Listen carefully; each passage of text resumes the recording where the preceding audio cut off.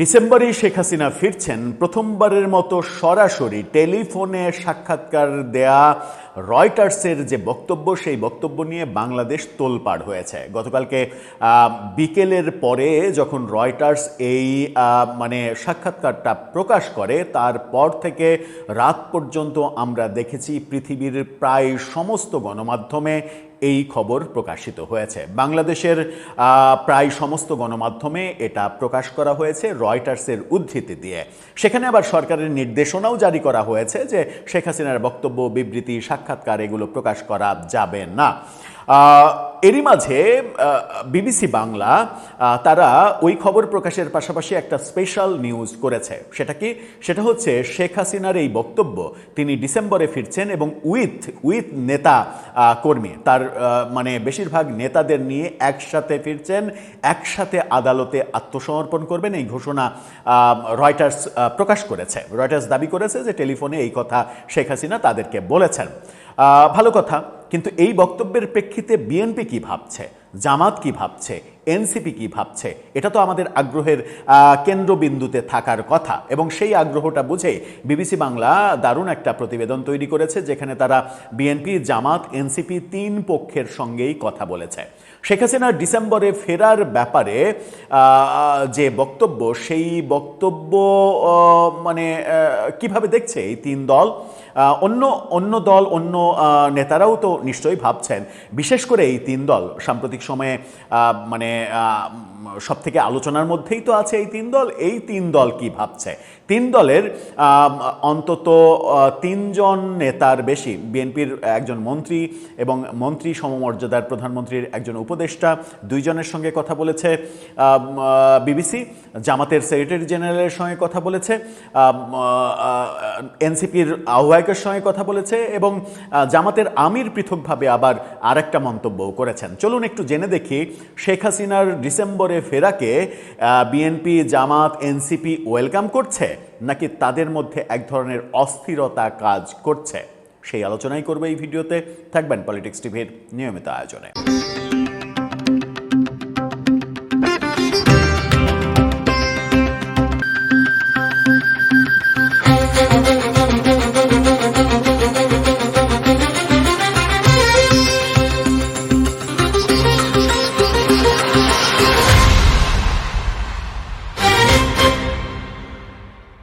দর্শক, বলছিলাম শেখ হাসিনার ফেরা নিয়ে বিএনপি, জামাত, এনসিপির মধ্যে কি প্রতিক্রিয়া তৈরি হয়েছে। রয়টার্সের এই প্রতিবেদন এবারই প্রথম শেখ হাসিনা ইমেল সাক্ষাৎকারের বাইরে সরাসরি টেলিফোনে কথা বলে সাক্ষাৎকার দিয়েছেন। তার মানে এটা ইঙ্গিত দেয় যে ভারত তাকে সরাসরি গণমাধ্যমের সঙ্গে কথা বলার অনুমতি দিয়েছে এবং সম্ভবত ঘটনা আরেকটা ঘটতে যাচ্ছে। খুব শিগগিরই তাকে ভিডিও সাক্ষাৎকারেও দেখা যেতে পারে। টেলিফোন কথোপকথন 1 ঘন্টার বেশি সময় ধরে রয়টার্স হাসিনার সঙ্গে করেছেন, এই দাবি তারা করেছে।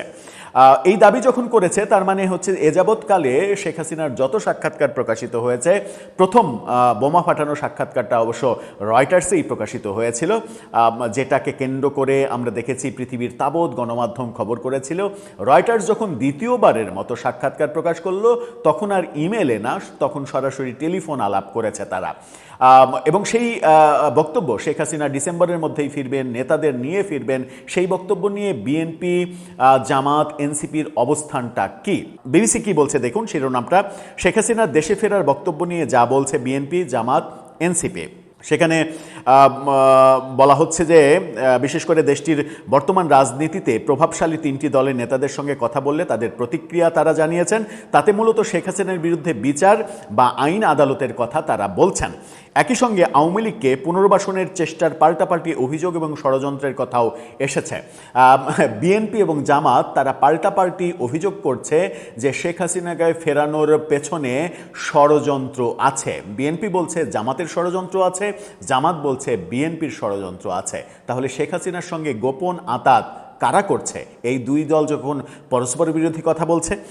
শেখ হাসিনার বক্তব্যের ব্যাপারে প্রতিক্রিয়ায় জুলাই গণঅভ্যুত্থানে হত্যাকাণ্ডের বিচার চলার বিষয়টা তুলে ধরেছেন প্রধানমন্ত্রী তারেক রহমানের একজন উপদেষ্টা এবং বিএনপির জ্যেষ্ঠ নেতা। জাতীয় সংসদের বিরোধী দলীয় নেতা জামাত ইসলামীর নেতারাও বক্তব্য দিয়েছেন। এই ব্যাপারে যেটা আসছে সেটা হচ্ছে যে বিচার নিশ্চিত করার কথা বলছে বিএনপি। বিএনপি কি বলছে? দেশে ফেরার প্রশ্নে শেখ হাসিনার বক্তব্যের ব্যাপারে প্রতিক্রিয়ায় জুলাই অভ্যুত্থানে হত্যাকাণ্ডের বিচার চলার বিষয়টিকে তুলে ধরেছেন প্রধানমন্ত্রী তারেক রহমানের একজন উপদেষ্টা, প্রধানমন্ত্রীর রাজনৈতিক উপদেষ্টা এবং বিএনপির জ্যেষ্ঠ যুগ্ম মহাসচিব রুহুল কবির রিজভী কথা বলেছেন। রিজভী বলেছেন, ক্ষমতাচ্যুত শেখ হাসিনার বিরুদ্ধে 2024 সালের জুলাই গণ অভ্যুত্থানে হত্যাযজ্ঞের একটি মামলার বিচার শেষে ঢাকার আদালতে ফাঁসির রায় হয়েছে। আরও অনেক হত্যা মামলায় আদালতে তার বিচার চলছে। এই বিচারের বিষয় উল্লেখ করে তিনি বলেছেন, হাসিনার অপরাধের ব্যাপারে আদালত সিদ্ধান্ত নেবে। খুবই ফাইন, স্মার্ট কথা। আদালত সিদ্ধান্ত নেবে, এখানে সরকারের কিছু করার থাকার কথা নয়। একই সঙ্গে মিস্টার রিজভী বলছেন, শেখ হাসিনা বা ক্ষমতাচ্যুত আওয়ামী লীগের নেতারা দেশে ফিরবেন কি ফিরবেন না বা তারা কি করবেন সেটা তাদের বিষয়, তাদের দলীয় সিদ্ধান্তের ব্যাপার। Well and good. এর চাইতে স্মার্ট উত্তর আর হতে পারে? যখন রিজভী এই কথা বলছেন তখন বিএনপি সরকার তথ্য মন্ত্রণালয়কে দিয়ে নির্দেশ জারি করছে যে গণমাধ্যমে তার বক্তব্য প্রচার করা যাবে না। গণমাধ্যমে, বাংলাদেশের গণমাধ্যমে শেখ হাসিনার কোনো বক্তব্য কখনোই প্রচারিত হয়নি, কোনো সাক্ষাৎকার প্রকাশিত হয়নি, কোনো অডিও প্রকাশিত হয়নি। তবে তিনি বলছেন, তবে তাদের বিচার নিশ্চিত করার পক্ষে বিএনপি সরকারের অবস্থান দৃঢ়। বিচার করতে হবে, সেই অবস্থান তো থাকবেই বিএনপির। তিনি বলেন, জুলাই আন্দোলনে উনি যে ঘটনাগুলো ঘটিয়েছেন, সুতরাং সেই ব্যাপারে আদালত সিদ্ধান্ত নেবে। জুলাই গণ অভ্যুত্থানের সময় সংগঠিত হত্যাকাণ্ড, বিভিন্ন অপরাধের ক্ষেত্রে মানবতা বিরুদ্ধে অপরাধে ট্রাইব্যুনালে তো বিচার চলছেই তার। এই ট্রাইব্যুনালের একটি মামলায় মানবতা বিরোধী অপরাধের দায়ে শেখ হাসিনা এবং স্বরাষ্ট্রমন্ত্রী সাবেক আসাদুজ্জামান খান কামাল তাদের মৃত্যুদণ্ড দেওয়া হয়েছে। শেখ হাসিনার বিরুদ্ধে 663টি মামলা রয়েছে, যার মধ্যে হত্যা মামলায় রয়েছে 453টা, যেটা মোটামুটি হাস্যকর একটা ব্যাপার। রয়টার্সকে দেয়া সাক্ষাৎকারে শেখ হাসিনা দেশে তার বিরুদ্ধে চলা বিচারের প্রক্রিয়া নিয়ে প্রশ্ন তুলেছেন। তিনি বলেছেন, আমার মনে হয় এই বিচার প্রক্রিয়া শুরু হলে মানুষের কাছে স্পষ্ট হয়ে যাবে এই আদালত কতটা প্রহসনমূলক, আর আমি সেটাই প্রমাণ করতে চাই। তার এই বক্তব্যের ব্যাপারে রুহুল কবির রিজভী বলেছেন, উনি কথা বলছেন আর উনার সময় যুদ্ধাপরাধীর বিচার করতে গিয়ে একজন বিচারক যে রায়ের আগেই বাইরের লোকের সঙ্গে কথা বলেছিল তখন বিতর্ক হয়নি, অর্থাৎ শেখ হাসিনার আমলের বিচারের তুলনা করছেন। বলছেন তখন তো বিতর্ক হয়েছে, তখন বিতর্ক হয়েছে বলে এখনও বিতর্ক হবে? শেখ হাসিনা খারাপ কাজ করেছেন বলে আপনারাও খারাপ কাজ করবেন? এই প্রশ্ন কিন্তু আসে। রিজভী দাবি করছেন, বর্তমানে আদালতে সুচারুভাবে বিচার প্রক্রিয়া চলছে, সেখানে কোনো সমস্যা নেই। জামাতের নেতারা কি বলছেন? শেখ হাসিনা দেশে ফেরার যে কথা বলছেন, এর পেছনে অন্তর্নিহিত রহস্য বা ষড়যন্ত্র থাকতে পারে বলে জামাতের নেতারা বলছেন। এটা ষড়যন্ত্র হিসেবে দেখছেন, অর্থাৎ এই ষড়যন্ত্র করা হচ্ছে এবং এই ষড়যন্ত্রে বিএনপির সরকারের কিংবা নেতাদের হাত রয়েছে, এমন কথাও বলা হচ্ছে। জামাত এখন জাতীয় সংসদের প্রধান বিরোধী দল। বিবিসি বাংলাকে গোলাম পরোয়ার, সেক্রেটারি জামাতের, তিনি বলছেন, ক্ষমতাচ্যুত শেখ হাসিনার বক্তব্যের পেছনে একটা অন্তর্নিহিত রহস্য এবং ষড়যন্ত্র যেমন থাকতে পারে, সেখানে দেশের অভ্যন্তরীণ রাজনীতিরও কেউ কেউ এই ষড়যন্ত্রের অংশ হতে পারে। মানে অভ্যন্তরীণ রাজনীতির কেউ কেউ এই ষড়যন্ত্র করতে পারে, ষড়যন্ত্র করে শেখ হাসিনাকে আনতে পারে। তার মানে শেখ হাসিনার পক্ষে বাংলাদেশেই অনেকে রাজনীতিবিদরা কাজ করছেন, এই অভিযোগ জামাতের সেক্রেটারি করছেন। অভ্যন্তরীণ রাজনীতির ষড়যন্ত্র বলতে মিস্টার পরোয়ার কি বোঝাতে চাইছেন, এর ব্যাখ্যায় তিনি বলছেন, বর্তমান সরকারের অভ্যন্তরের কোনো অংশ যে ওই ষড়যন্ত্রের সাথে নেই, এটা আমরা বিশ্বাস করি না। কি ভয়ঙ্কর কথা! তিনি বলছেন যে সরকারেরই একটা অংশ শেখ হাসিনাকে ফেরানোর ষড়যন্ত্র করছে, বিএনপি শেখ হাসিনাকে ফেরানোর ষড়যন্ত্র করছে। জামাতের সেক্রেটারি এও বলছেন, যদিও স্বরাষ্ট্রমন্ত্রী আওয়ামী লীগের বিরুদ্ধে কড়া কথা বলছেন, কিন্তু আওয়ামী লীগকে পুনর্বাসনের জন্য সরকারের কোনো একটা অংশ পরিকল্পিতভাবে কাজ করে থাকতে পারে। এ ধরনের অভিযোগ তুললেও জামাত নেতা মিস্টার পরোয়ার দেশে ফেরার বিষয়ে শেখ হাসিনার রয়টার্সের সাক্ষাৎকারে যে বক্তব্য দিয়েছেন তার বিস্তারিত দেখার পরে দলীয় অবস্থান জানাবেন বলে জানিয়েছেন। গোলাম পরোয়ারের বক্তব্য হচ্ছে, দেশের কোনো মামলায় অভিযুক্ত বা সাজাপ্রাপ্ত কেউ যদি স্বেচ্ছায় দেশের আইনের কাছে সোপর্দ করতে চায়, সেটা সে করতে পারে। আইনগত দিক থেকে বিষয়টাকে এভাবেই দেখেন তারা। খুবই ভালো কথা। মানে কেউ যদি বাইরে আছেন, তিনি যদি দেশে আসতে চান, সমস্যা কোথায়? আরও তো ভালো। মানে তাকে মানে ওই কি বলবো যে রেড অ্যালার্ট জারি করে ইন্টারপোল দিয়ে আনা লাগছে না, তিনি নিজেই আসছেন, আর আরও তো খুশি হওয়ার কথা। তবে সরকারের একটা অংশ আওয়ামী লীগকে পুনর্বাসন পরিকল্পনার অংশ হতে পারে বলে যে অভিযোগ করেছেন জামাতের সেক্রেটারি, এটিকে অসত্য এবং ভিত্তিহীন বলছেন বিএনপি সরকারের একজন মন্ত্রী। নাম প্রকাশ না করার শর্তে বিবিসি বাংলাকে বলছেন তাদের বরং সন্দেহ হয় যে ক্ষমতাচ্যুত আওয়ামী লীগের সঙ্গে জামাতের গোপন কোনো সমঝোতা আছে কি না। জামাতের সেক্রেটারি বলছেন যে বিএনপি ষড়যন্ত্র করছে শেখ হাসিনাকে ফেরানোর জন্য, আর বিএনপির একজন মন্ত্রী বলছেন জামাতের এর পেছনে হাত রয়েছে।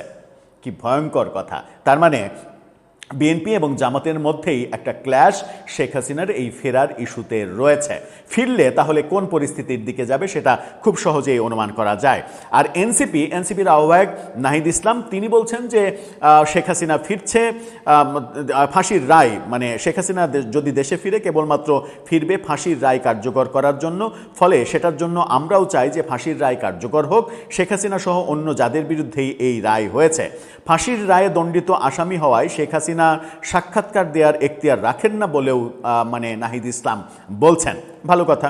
তিনি বলেন এটা আমাদের ভারতীয় দূতাবাসকে, দিল্লিকে এটা কঠোরভাবে বাংলাদেশ সরকারের বার্তা দেওয়া উচিত, শেখ হাসিনা দিল্লিতে বসে থেকে কোনো সাক্ষাৎকার যেন দিতে না পারেন। কিন্তু শেখ হাসিনার কর্মকাণ্ড দিন দিন এত বেশি প্রকাশিত হচ্ছে, প্রথমে ইমেল সাক্ষাৎকার দিয়েছেন, এখন সরাসরি টেলিফোনে কথা বলার সুযোগ পাচ্ছেন গণমাধ্যমের সঙ্গে। এর পরের স্টেপ আমরা হয়তো খুব শীঘ্রই দেখব, যেখানে ক্যামেরা নিয়ে আয়োজন করে পৃথিবীর কোনো একটা বড় গণমাধ্যম তার ভিডিও সাক্ষাৎকার নিয়ে সেটা প্রকাশ করছেন। তার মানে ভারত শেখ হাসিনার ব্যাপারে দিনের পর দিন যত যাচ্ছে তত বেশি উদার নীতি দেখাচ্ছে, এটাতে উদ্বেগ প্রকাশ করছেন নাহিদ ইসলাম। কিন্তু ইন্টারেস্টিং পার্ট হচ্ছে বিএনপি বলছে শেখ হাসিনার সঙ্গে গোপন আতাত করছে জামাত বলছে শেখ হাসিনার সঙ্গে গোপন আতাত করছে বিএনপি।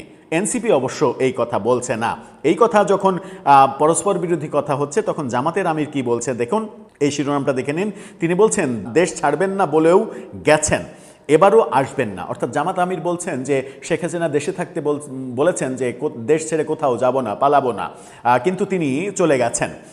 এবার যখন আসতে চাইছেন সেটাও তিনি কথা রাখবেন না, তিনি আসবেন না। অর্থাৎ জামাতের আমির বিশ্বাস করেন শেখ হাসিনা দেশে ফিরবেন না।